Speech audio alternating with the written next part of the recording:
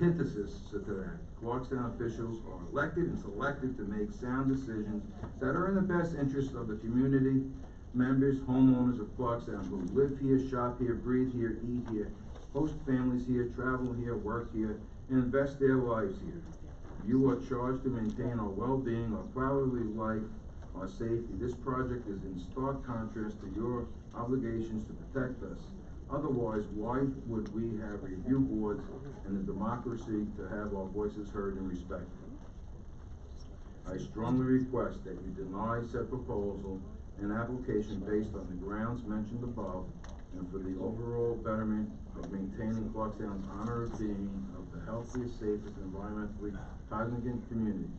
Don't allow us to become a Newburgh and Flint community where you will have to take responsibility for contaminating our drinking water. You will be responsible, then Suez. Respectfully, Adriana Sigalo and family.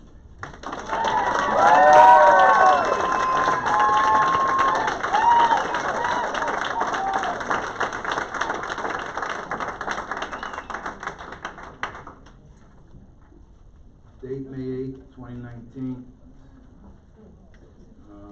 No, this was to Bill Madden, Suez Director of External Affairs, from Jerry Schulman, President and CEO of Rockland Economic Development, Suez Water.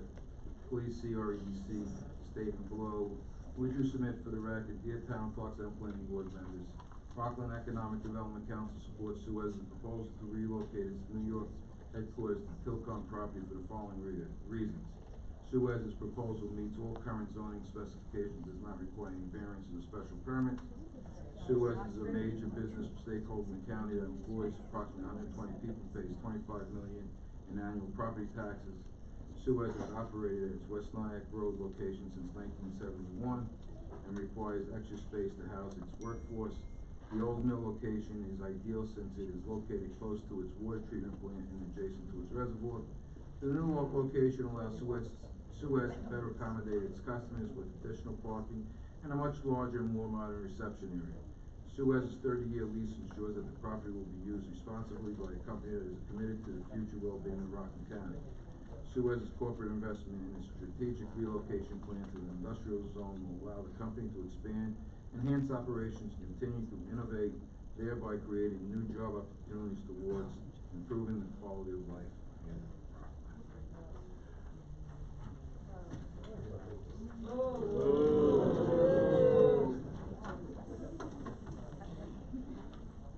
Anything from the board members?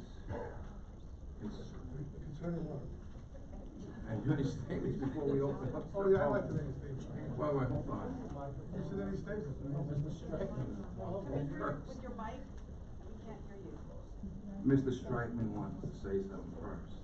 Question or two. One is, you're looking at a 30-year lease on this property. Do you own your current facility? Yes, sir. You do? Yes, sir. Okay. You said about 120 employees? Correct. Is that all one shift, multiple shifts? What are their hours? The majority of them are Monday to Friday, 8 to 4:30. We do have some shift workers, but they're at the DeForest Reservoir. They're at the plant. Okay. They work there. And you were saying with the employees, is your employee count growing or is it remaining at that 120 level? No, it's been growing over the last several years. From what number to what number approximately? We were approximately, when we first moved in the building, probably around 75 to 80 employees. So we're now up to 120.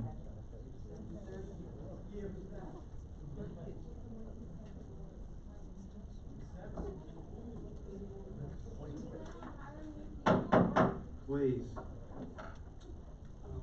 Last question, I guess, is, for you guys, for the storage tanks, in your opinions, which is a safer way of handling the storage tanks, above or below ground?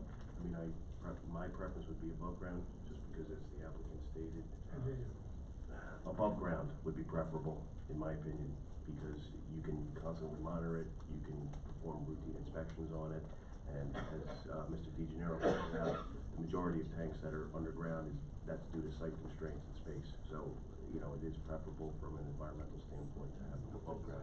Yeah. Right. Okay, thank you. Mr. Bigatano. I just have a general statement that I wanted to make before before we start all these, proceedings. To the gentleman on the board here, I think there's a perception in this town that, not just from this room, that you guys are not trusted.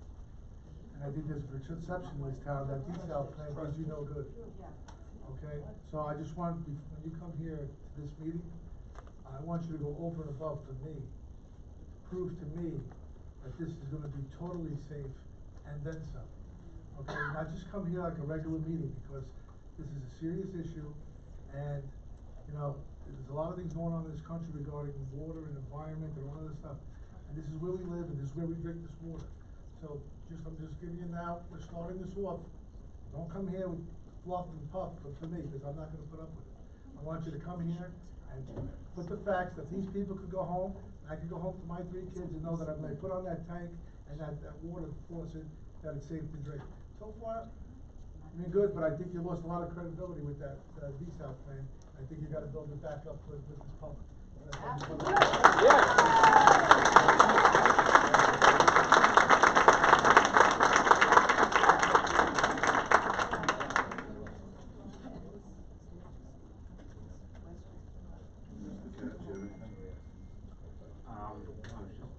The samples that you've done, the board samples where you are now, do you have the results that the board can see, or just so this way the community knows that you've done the samples and it has been clean there for the past 30 years to show going forward? Well, Is that phase 1 and possible? phase 2. You're asking for phase 1, phase 2, and phase 3. Soil sample test? That's what he's asking for. They're going, Phase 1 and phase 2. the person who's buying the property is going to also be doing the phase 1 and phase 2 environmental of the property as a condition of buying the property. So you're more than welcome to, if they wish to share that information, you're more than welcome to. Oh, I thought you said you did. Yeah, we did, we have done them in the past, but they're gonna do it for the future, for the now, in order to buy the property. The property's been sold. It's in contract right now, I can't say that, but it's a local business in Clarkstown. What the hell? How's that gonna do?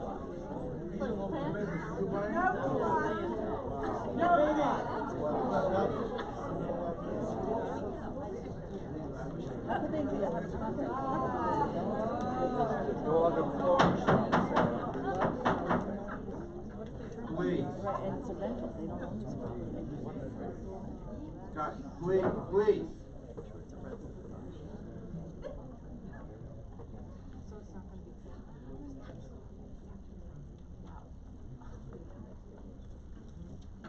Can I just add, it is in contract, again, my firm's not handling that transaction, but it is in contract, and the Suez can't disclose the purchaser at this time, because it is in contract.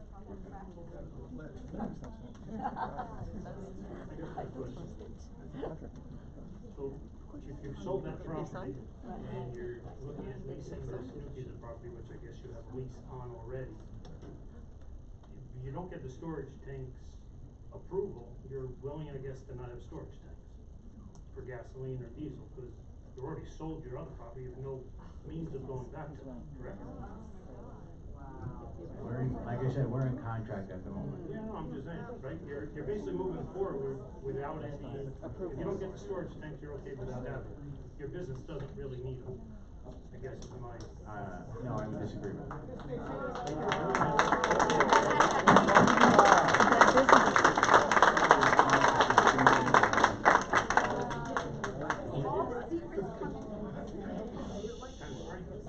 Mr. Chairman, if I may? If I may, right, so there's a contractual process, right? The building's not been closed on, but if I can answer your question about the need for the fuel, it is critical. We need to have the fuel because of, not just day to day, right? It's an efficiency issue. You don't have a fleet of vehicles going from station to station, kind of across the county. Most importantly though, I'd add that, during times of emergency, and we've had this in the recent past with some of the storms, Sandy and Irene, where there were extended power outages that prevented fuel from being either available at existing stations that could not pump it or could not receive deliveries. We had fuel.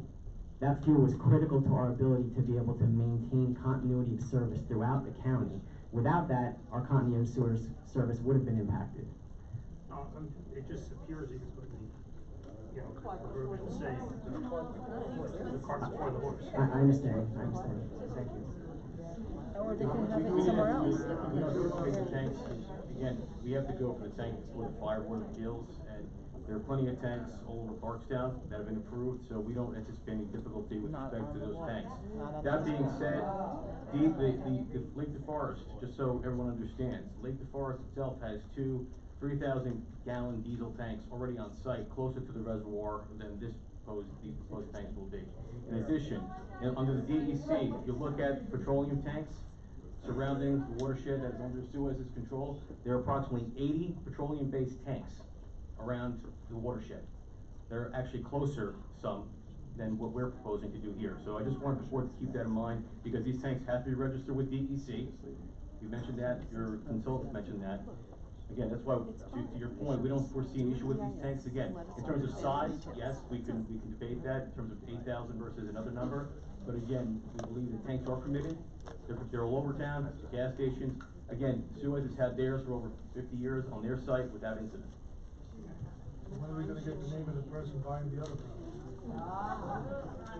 Again, with all due respect to that, No, I'm just saying, I don't wanna know who it is. Is there a timetable, is it, if they have to get approvals first before that contract goes through? Is that the case, sir? I don't think that's really. I wanna know where we're at. Council says it's. No, I don't know if that's the question. No, I thought, hear the application and listen to the public, and that's a private party between the parties. There's disclosing lease. There is a transaction taking place, but it shouldn't affect us as far as this application. Also, I thought Mr. President brought up a good point, where if it doesn't go through, are they going back to the old plan? They can. That's fine, but that doesn't involve who the property owner is at this juncture. Right now. I'm just asking, are we ever gonna know this in the near future, or we're never gonna know it until we approve it or disapprove it? Is that what is that what it is? I mean, right now, Tilcon's the owner, they have a lease, Right. and that's what we're working under the assumption right now. Okay. The fact. I don't agree with it, but fine. Mr. Brown, do you have anything? No. Joe? I just think, from what I understood, the property that we're talking about is where they're currently at in West Nyack that may be under contract. Am I correct with that? Yes. All right, thank you.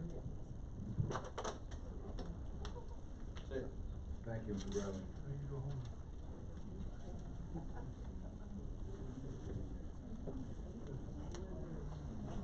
All right. This is a duly noted public hearing for preliminary for Suez, New York, headquarters at site layout 59.10-1-1, West Nyack. When you're called, please come up to the mic, you state your name and address for the record. When you want to speak, raise your name, I'll call on you, and then we'll go from there. Now, listen, okay, I know I called on one, Miss Monroe, you gonna send your letter, did you wanna go up first? Sure thing.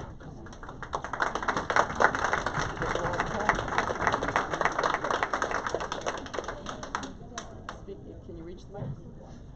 Can you hear me, everyone? Yes. Hi, I You think can I'm hold okay. that, Joe, for her, please.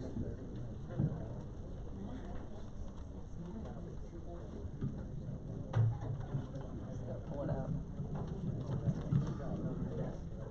Thanks, Joe.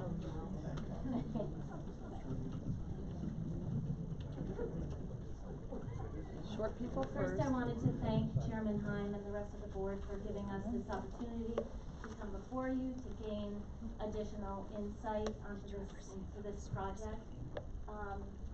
For those of you who don't know me, I think most of you know me in this room because I have 200 neighbors, just like myself, that are affected. My property backs right up to the area that we're talking about, to the Tilcon, New Suez area. So obviously I have my own unique concerns, as do my 200 residents and 200 neighbors and friends, about having this property in our backyard.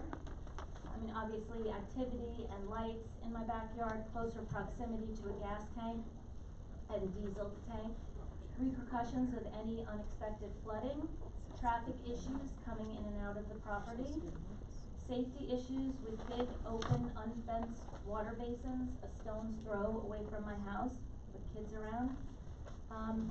Needless to say, this isn't really what I ever envisioned on my property, near my property, as I start to welcome the second generation of our family, grandchildren playing in my backyard.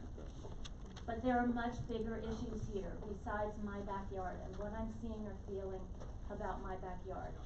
And what I would love to do is ask the board a few questions that maybe they can pose to Suez, just to sort of have a better understanding. And I don't think many of them were answered during the presentation. So, one of the things that I wanted to let everybody know here who doesn't already know is that most of my neighbors, 200 neighbors and friends, were not notified. So, I wasn't notified, but I don't get my mail. And I'm right on the property, but it's my understanding that only neighbors and residents within a 200-foot radius need to be notified. And I guess I'd like to start right there. I'd like to start with the question, can you explain what the notification process is in these sort of situations? Who gets notified and within what period of time? Joe, could you please go over that? Project like this, it's actually 300 foot radius. So the notices go out when we actually set the public hearing, which is typically 2 weeks before the hearing. How it works is we have to send a notice to the Journal News. It has to hit the paper a week beforehand. We send everything out 2 weeks. That's when we're absolutely sure that a hearing is going to be held, and that's when we send the notices. We get a copy of from the assessor's office of the latest addresses of the residents within a 300-foot radius in this case, and we actually in the office stuff those envelopes and make sure they go into the mail and get sent around. It's also posted online. It's in the paper. That's the requirement in the town code for notices. If there's additional notice that people want, we always take people's names and numbers, emails. We'll send out. It's a lot easier for us to send emails out to people. So we always keep lists if people want to get additional notice. But that's the requirement. So I looked online and I didn't see it there when one of my neighbors let me know. But I want to make sure I understand correctly. So this project has been in discussion since I think last September. I know that there are some elected officials who've known about this project, and yet residents, my 200 neighbors here, and I only get notification. Some of these folks didn't even get notification. We're only required, the people who actually live there are only required to get notified a week or two in advance. Is that correct? 1 week. That's typical. How far distance is it from your house to their property? It's in my backyard. So you're under that 300 feet. And you didn't get a notice? I didn't, but to tell you the truth, I have a lot of trouble with my mail delivery, so I did not get the notice. No. My next door neighbor, Jim Giordano, came over and shared the notice with me. I did not get the notice.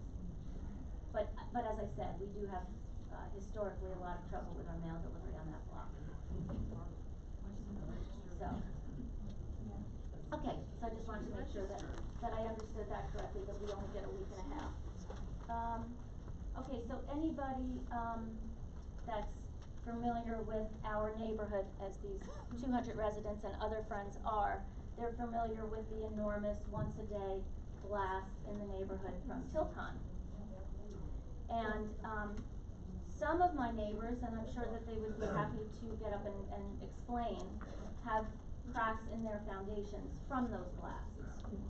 So I just want to make sure I understand correctly. The gas tank is going to be encased in a concrete encasement, and I just wondered if the board can answer if Suez has done any studies to understand if this structure can withstand the Tilcon blasts.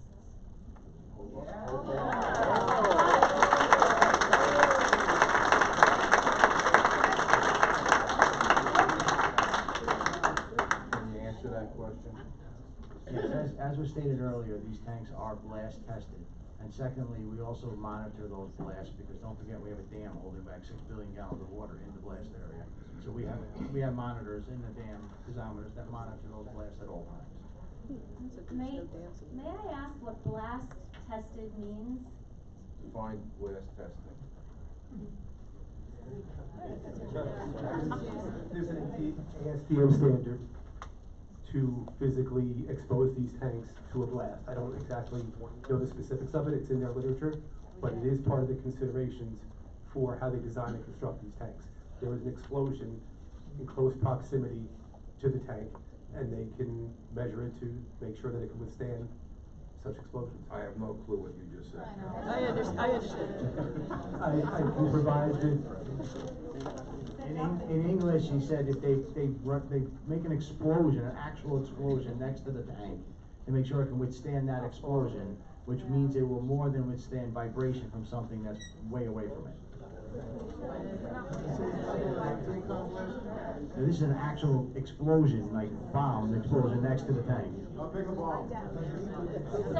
Chairman Heim, I'm not, I actually wasn't even addressing the actual tanks yet. I was addressing the cement encasement. Oh, okay. That is the Safety. foolproof safety, the insurance policy, essentially, for my kids and grandkids.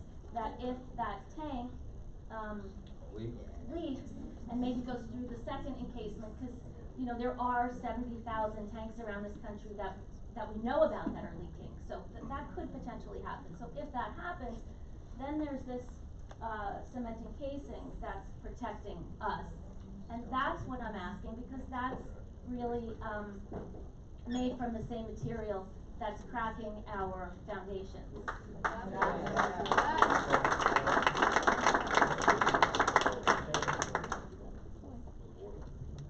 Mr. Chair, so, the blast testing, the purpose of the blast testing is really in the event of some sort of explosion at the tank, right? If something caused the tank to explode. The blasting from the quarry causes vibration in the ground. Any vibration from the ground from that activity is gonna be, you know, far less than any testing that's done that would be from within the town. I'm familiar with that vibration because I live there, and I live further than the tank does to Tilcon's blasting. And my neighbors that have cracks in their foundation live even further. They live on Foley. So I just would like to state that for your insight and information, that I know we can't debate this all night. I just would love the board to consider this issue. You can feel them all the way up on the Green Road, by Pizzeria, you can feel them. And they are having an impact on the foundations, the homes, the foundations, so.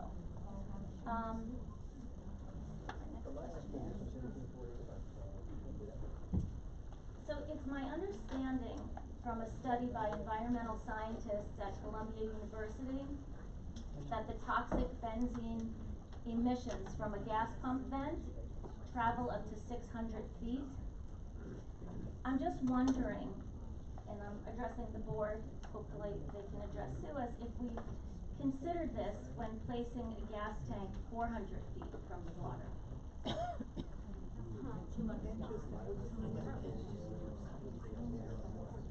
Because then it could travel. And they're toxic, emissions, benzene is toxic. What you should do is just keep going and let them answer at the end. Okay. There's a lot of people. I'm happy to share that study, I found it with a quick Google search, so you guys can probably find it. I'm failing to understand, I don't understand what you're asking. It's kind of a strange question. You're asking about air, something going into the air, and then you're asking about the water. Yeah, so There's air and water. So what I'm asking about the emissions. I'm sure you guys are aware that, when you have a gas pump, the because you guys have one, emissions are emitted into the air from the vent pump. So what I'm asking you is, I'm understanding from a study from environmental scientists at Columbia University that when that travels in the air, it travels for 600 feet. And your pump is 400 feet from the reservoir. So stuff that travels settles. And I'm just wondering if you've given, I don't know if I'm allowed to address them, but I'm just wondering if anybody's given any consideration to that math. I'm gonna go with DEC. As the applicant mentioned, the state DEC is the agency that would. Well, could you get us down to this? Yeah, I would also be interested in seeing the study, but we could look into that, absolutely. I mean, you can Google it, but I'm happy to send you guys a copy. Okay. So, next point, and question.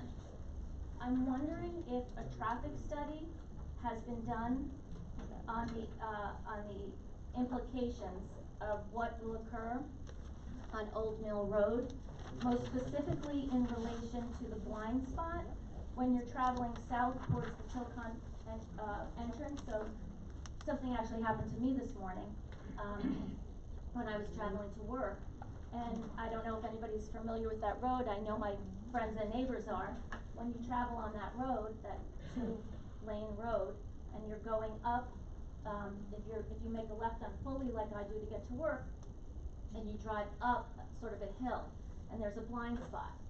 So, and the blind spot feeds directly into Tilcon. So this morning, I was driving up that hill, and then coming down, and there was a truck leaving. It was about 9:59, 10 o'clock, and the truck almost pulled out a little bit, because he didn't see me. I've had that happen when I'm coming the other way, where you're going, you know, into that blind spot, and you don't see the traffic coming the other way.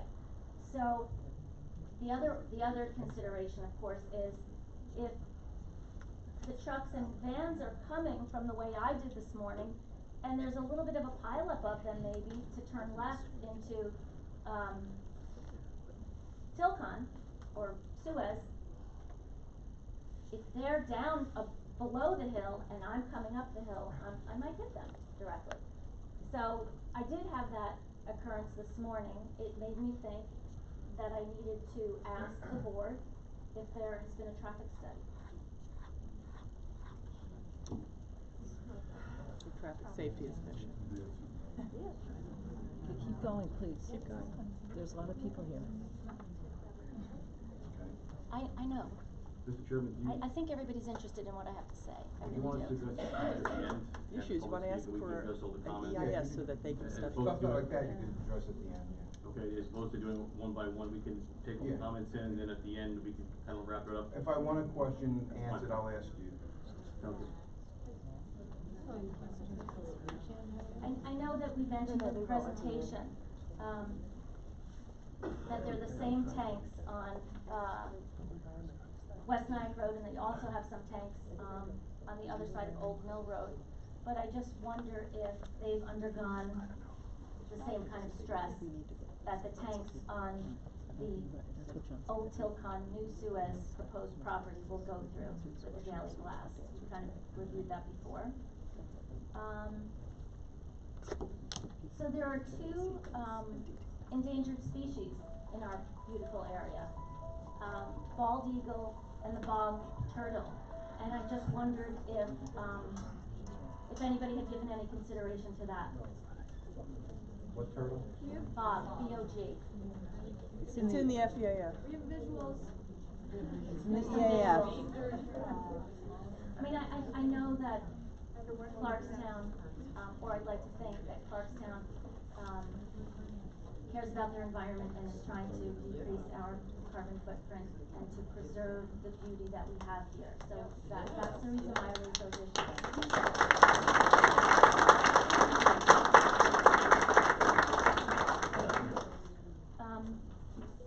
So I think I understood correctly from the presentation that you're removing 274 trees, and then replacing them with 91 trees. I think I heard that correctly. And I'm just wondering if they're like the big trees we have now. They can't afford it. By, No, they can't afford it. by code, they only have to replace 68 trees. And they're gonna replace 90 when I asked that question. That's not what And we, they no, said I understand 68. that, but No. it's like, is it like comparing That's apples to apples? that would be something that we would talk to them at site plan, if we got Yeah, that far. but the reason I ask that is because right now we have really big, tall trees there. And those big, tall trees protect us from all the particles that come over from Silcon. So, I mean, if we put in 91 trees, I don't think they're gonna be as big and tall. I think they're gonna be small. And I don't know that we're gonna be protected. So I asked the board to consider that. They would be tall if we got that. I'm pretty sure. Yeah, they said 6 to 8 feet. Not 8 feet. Yeah, I'm pretty sure they won't be. I'm sure, that's a good tree. And then my final question is, and I'm sure everybody here cares about this, what are the financial implications for Suez water customers and for residents? So I look forward to all of the answers later on after everybody else has their chance to make the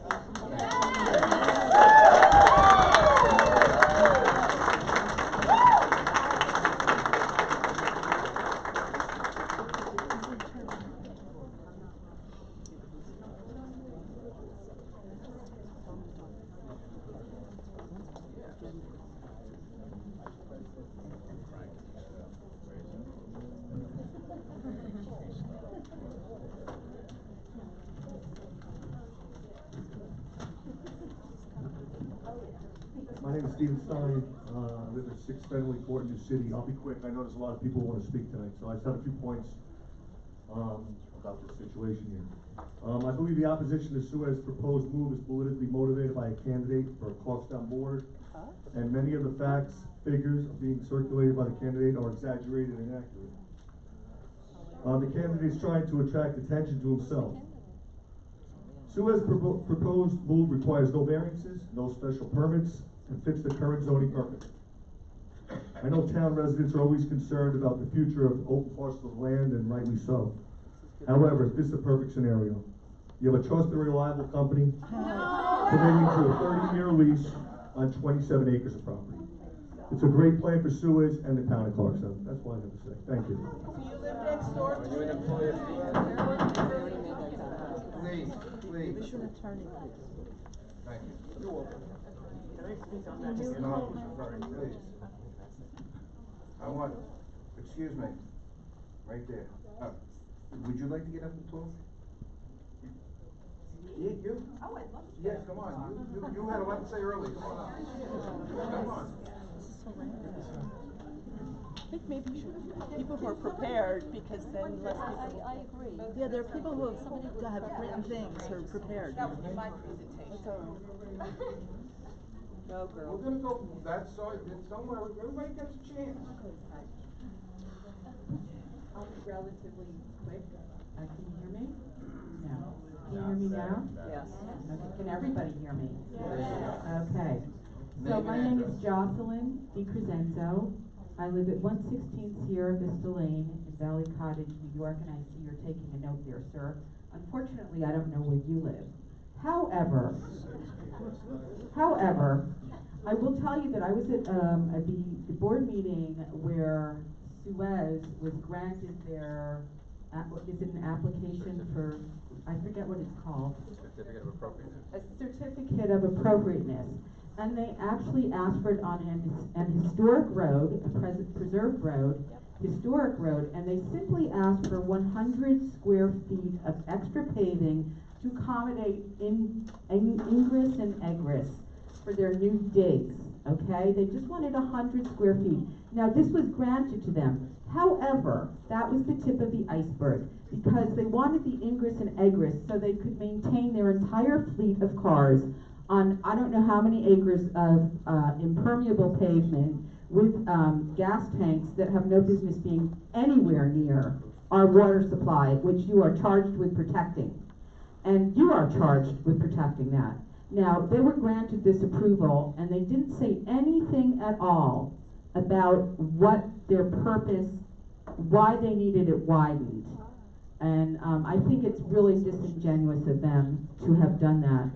And I totally oppose what they're attempting to do. We live in Rockland County. We love Rockland County. They are not good neighbors, as they've shown with the desalination plant, being in bed with Orange and Rockland and the PSC. And so, this is just going to continue this step. They want more and more water. Actually, as I recall from the desalination plant, you were selling water from the Rockland Lake DeForest to New Jersey, to the Hackensack Suez. You were selling 7 million gallons a day, and you stated to the PSC that you needed additional water, and therefore the desalination plant, and therefore Orange and Rockland also needed to supply more energy to accommodate Suez's ambitious plan for Rockland County. Now, in Paris, they've been thrown out of Paris. Actually, in Europe, they own fracking companies, so they're well-versed in polluting water supplies and then coming up with what seems to be an appropriate solution, which is not appropriate. It's energy intensive and it's dangerous. And I am totally opposed to this in every way, shape, and form, and I will fight this.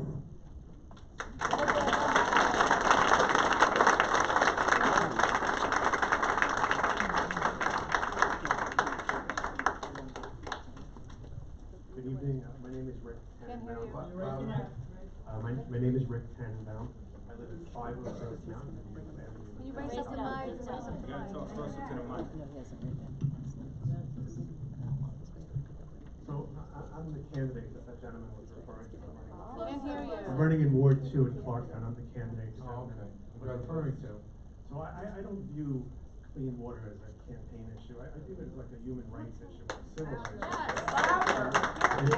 Everything that I hear in the presentation tonight from Suez, I feel like I'm in like in the wrong room. It's like the issues that should be considered here tonight are the safety of the reservoir. So, when we had Hurricane Irene and we had Superstorm Sandy, this town got together and the planning board was part of it and created a report called Clarkstown, New York Rising, a community reconstruction plan. And you all recognized at the time that torrential rain, strong winds, and downpours from the hurricanes caused extensive flooding, uprooted trees, downed power lines, and widespread and protracted road closures. Homes and businesses were flooded up to 6 feet in their basements. Clarkstown declared a state of emergency that lasted 5 days and ordered 1,400 homes in West Hyatt to evacuate because of potential flooding by the Lake DeForest Reservoir. In West Nyack, the hamlet located directly below or south of Lake DeForest, the flooding extended to a 500-year flood zone, which is an unheard of thing. And when we're dealing with an unlisted secret action, and you're fashioning exactly what sort of environmental impact you're going to ask for, what questions you're going to ask, and what you're going to ask them to answer, the questions, aren't so much about, the accessory shed and the extra parking and moving the parking away from the neighbors. The question is what's going to happen, when this Superstorm Sandy comes through again? And it's not a matter of if, it's a matter of when. And what's going to happen with the fleet of trucks that the tires are degrading and dropping carbon black on the parking lot? What's going to happen every time a giant fuel truck comes in to fill that 8,000 and 2,000 gallon gas tank? And everybody knows, you just go to the gas station, you see they spill fuel all over when they're filling gas tanks. What's going to happen when all of this stuff gets hit with a big storm? This parking lot that they're talking about, the edge of the parking lot, it slopes precipitously down towards the reservoir. Have they done an adequate study that will say that when we get hit with a superstorm, that the runoff is not going to spill right over their little stormwater management system, run down the hill and into the reservoir? If you go out on the property now, and I was there the last few days, and you walk on the property now, it is a sponge. It has absorbed as much water as it possibly can. And essentially, even if you use permeable parking lot pavements, when you remove that much land, when you remove an acre and a half, 60,000 square feet of land, you're never going to absorb as much water as you would have if you had just left the forest alone. So what we've been told is, oh, they pay $25 million in taxes. They're gonna continue to pay $25 million in taxes, whether you give them gas pumps or not. You know, they employ 120 people. They're gonna continue to employ 120 people. They're not gonna pack up and leave because you don't give them an above-ground gas tank. There's provision in the code that specifically prohibits above-ground storage tanks in Clarkstown. It's 290 section 18, and essentially, there's a good reason for it. You know, and there's a reason why gas stations have below-ground storage tanks. It's a matter of safety. And, you know, what's gonna happen is something is going to happen. And you're a local land use board, but this is not a local issue. This is an issue that affects the entire county. Everybody drinks from Lake Forest. It affects Bergen County. They get their water through the Hackensack tributary down to Oradell, to their reservoir. And, you know, you're being asked, with the level of expertise that you have, to, I guess, to appoint yourself as the lead agency in SEQR and deal with these very, very complicated issues. And, you know, maybe the DEC should be the lead agency. You know, there's gonna be a regulation on the storage tanks, there's regulations on the reservoir. Maybe they're better equipped to deal with these complicated issues. You know, the fact is that you have to fashion questions and plans that address the absolute worst case scenario and have them be prepared to answer them and say, 500-year storm, we're ready for that, we've got it all tucked away. And then you need to look at what they're doing and say, you know, have they really, really provided for our safety? I see you having a little laugh and a little giggle. I don't know what it's about. You know, I've been respectful of all of you. And No, I'll tell you what we Okay, chuckled. go ahead. No, I'm gonna tell you what we chuckled about. Go ahead. Because at the beginning of the meeting, we said that Suez was gonna go number 4, and that the other one was gonna go number 3, and the number 4 says, no, we'll stay. And he's pacing back there, he's saying to himself, I should've kept my mouth quiet. Well, I was going back and forth. He's accustomed to it. So anyway, just in conclusion, you know, you have an opportunity to really hash this out. You have an opportunity to fashion the most intensive environmental impact statement that you could possibly come up with. And when these things fail, because no stormwater management system is perfect, they all fail. Nothing's gonna guarantee success. Just ask people in Houston or New Orleans or in Puerto Rico. What they get is a check from an insurance company. But a check from an insurance company is not gonna give us back clean water. You know, there's no way to ensure this plan, and putting a parking lot and gas tanks next to a reservoir is just foolish. That's what I have to say.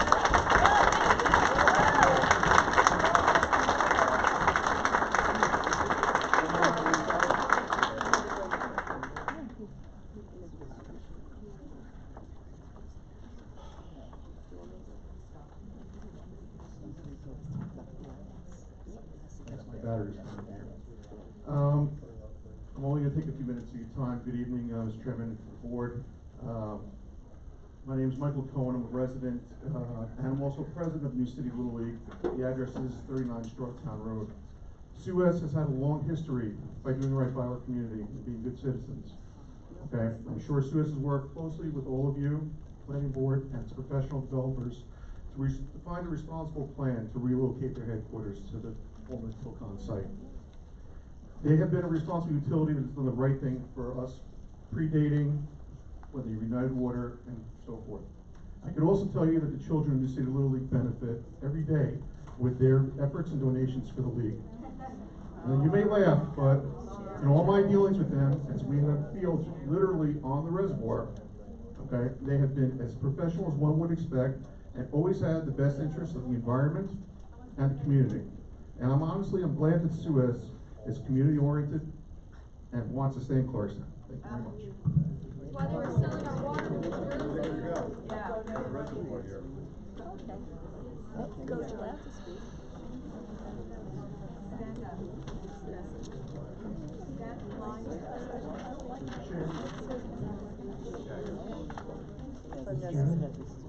Members of the board, thank you. I'm happy to do it here again with respect to the Rockland Environmental Group, 75 North Middletown Road, Nanuet, as well as environmental attorneys and property owners in the town. John Parker, Rockland Environmental Group, 75 North Middletown Road, Nanuet. you speak into the mic? Trying to figure out if you can hear me, I'm not gonna, can anybody? That's a little better. Better? I appear here today to talk about, be very brief because we've been here a while, but 3 key legal issues. In summary, it's going to be about the environmental assessment form, potentially significant environmental impacts. You're here as yourself, or you're here representing as a group? I'm here representing the company and our property that we own in the community. Okay. Right, thank you. And so 2 is the potentially significant impacts identified in that environmental assessment form that's before you. And then other issues that I think need to be touched on before the board tonight, which includes the architectural review that we've discussed, source water protection under state law, and climate change, which is briefly addressed. Before I came here tonight, I had the opportunity to serve as the regional attorney for DEC, and also the task force coordinator for the Rockland County Task Force on Water Resources. So I think I bring a unique perspective with respect to the regulatory requirements here, and I think they're very relevant. Number 1, with respect to the notice, I know it was 3 and then 4, but on 3, we're here ostensibly to look at the provisions of SEQR, review under the provisions of SEQR, State Environmental Quality Review Act, and the public hearing at the preliminary. I'm not sure what that means, but I can address the SEQR issues, and that's what I want to do. So I'm referring now to the environmental assessment form that we received by a download from the town's website. So let's start there. The environmental assessment form is really meant to kick off the environmental review process, right? So what is it? So why are we? It's like why are we here? What's the basic framework? SEQR is really simple, and I think it addresses a lot of the concerns we've heard already mentioned by previous speakers. That is assessing environmental impacts at the earliest possible stage before a board like this board takes action, right? It's meant to provide you with the information that you need. The environmental assessment form is the first step in that, right? So what are we going to do with the environmental assessment form? Well, we're going to look at the environmental assessment form to determine 2 things. Is this action actually appropriately described? Right. And if what's in here indicates whether there's a potentially significant adverse impact, that would require an environmental impact statement review. With respect to the... Excuse me, what page are you referring to? I'm just on page 1. Which page? Page 1? One. Yes. I haven't moved from one, but I'll let you know as I go. I just want to go through a couple of quick points, not the whole document. Wouldn't it be another 20-minute dissertation? Well, I think it's important that the community gets to articulate the environmental issues. 200 people here. That's your job. Let him speak. All right, go ahead. Thank you. The project, nowhere on this environmental assessment form does it mention what type of SEQR action is. It's actually a type 1 SEQR action, although I've heard it commonly referred to here as an unlisted action. Why is that significant? Because if it's a type 1 action, and we believe it's a type 1 action if you look at 617.4B6 of the regulations, it meets the threshold as a definition of a type 1. Why is that relevant? And why is it? I don't know why it's not mentioned on this form or misidentified, but that carries with it the presumption of environmental impact. The presumption of the environmental impact is for an environmental impact statement. So that's number 1. Number 2, with respect to the description, in the brief description, I don't see it as an accurate reflection of why we're here. It doesn't mention any of the oil tanks or all the aspects of the project, and it makes it look like it's a very simple project, and I think that's incorrect and misleading to the public and to the board. The other question I have, it came up earlier, is this question of this document, as I understand it, was submitted to the board. There are a number of areas that are not filled out on the form, which I don't understand why.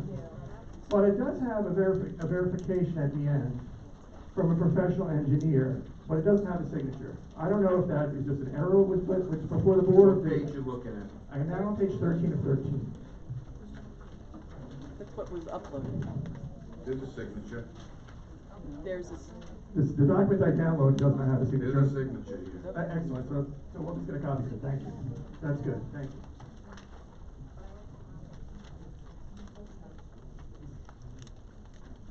So as I mentioned, it's a type 1 action. It's important to the board to understand that creates the presumption of environmental review.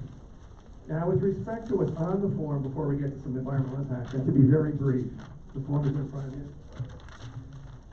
It does mention threatened or endangered species. We heard commented on here earlier with respect to bald eagles and bog turtles.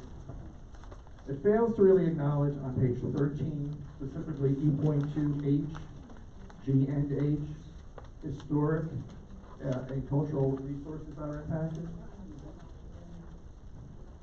which I'll get to that in a moment. So those are some of the areas that are not addressed on this form, and I don't understand why. And to go briefly into the potentially significant impacts. Again, type 1, it's presumed to have impacts. Presumed to have impacts triggering the full review. In other words, we're at the beginning, we're not at a decision point with respect to tonight. Number 2, as you've heard before, this is a drinking water supply. Excuse me. Yes. Go to page 13. Yes. You have 2 pages after 13? I don't know. Well, I got 2 pages after 13. I'm looking at it says bald eagle and bog turtle. I know, that's why I'm transitioning into the impacts. It mentions it, but it does not mention any, it mentions it, but we didn't hear anything about the impacts, so I don't want to talk It about says it. endangered or threatened.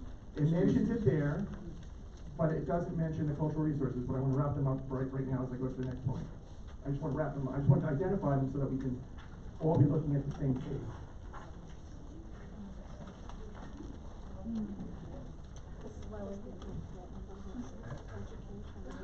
All right, before I get to the issue you just raised, I just want to raise a couple points. This is a drinking water supply for some 300,000 residents of this county under Supreme Court order. There's a mandated flow to New York, to New Jersey. Under New York state law, and due to a number of controversies mentioned here today with respect to Newburgh and the airport contamination, there's now source water protection rules in the state of New York that I encourage the board to look at that are not addressed in the EAF. Again, the community impacts, the protected historic access are not even really mentioned or not even checked on the box, but as we know, Old Mill is a scenic, it's a historic road preservation corridor, so it's protected. We heard earlier about a certificate of appropriateness, which I'll address in a moment. The traffic that was mentioned earlier, we don't believe that it's an accurate, there's obviously been no impact analysis with respect to traffic submitted to the board, but we think it needs to be done because of the changes to the site and the overflow from the local community at different times of the day. As we heard earlier, this is a petroleum bulk storage registration under the Department of Environmental Conservation rules. Obviously that has its own requirements, but we've heard some climate change issues and some flooding issues and some impacts with respect to proximity to the reservoir, which is another potentially significant impact. That's number 5. Number 6, an environmental impact statement review that addresses these potentially significant impacts will let us discuss alternatives that need to be considered. In other words, other areas this can be located that are not close to a reservoir and that would not present a danger to the water supply. And number 7, as potentially significant, is this parcel is actually a secondary conservation parcel in the comprehensive plan. It's been recognized as an important parcel with respect to the town. Now, I want to make sure that that's recognized as well, which is required, and it's a potentially significant impact. Go to page 8.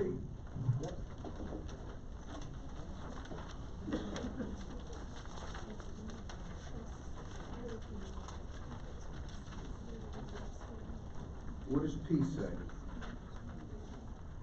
It doesn't say the size. Yeah, it does address the fact that it's greater than 185, but I didn't say it didn't address it. What I said, it's potentially significant adverse impact to have it that close to the reservoir. You're saying in this full environmental assessment form, they do not state that there's gonna be an above storage tank.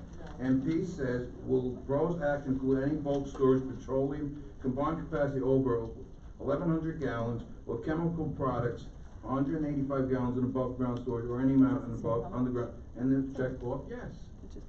What I said was, you're playing with words. I'm not playing with words. There's 2 things. The form identifies issues. I'm identifying the issues as they are referred on this form and where they're not. and that these issues are potentially significant. Why is that important? It's important because this is a type 1 action that's presumed to have a potentially significant impact. It's a trip over threshold. It's the lowest threshold in SEQR. All I'm pointing out to you is some of the areas that are checked off that should be, when considered by the board, rise to the level of ordering an environmental impact statement. Are they checked off? But the fact that it's okay. checked off is a representation, it's a conclusory representation by the applicant, it's not an analysis. It points to the fact that it's a potentially significant impact, and I'm just reinforcing that it's important. So it's not really semantic. Yes, it's identified. I'm trying to talk about what it means. EII is not even filled in. So the EAF is just the beginning of the process, in other words, and what we do with it is the analysis, and that's where we need to go. Okay. That's what I'm trying to point out. Then we need an EIS. Right. That's what he's pointing Can out. I ask a question, Mr. Chairman?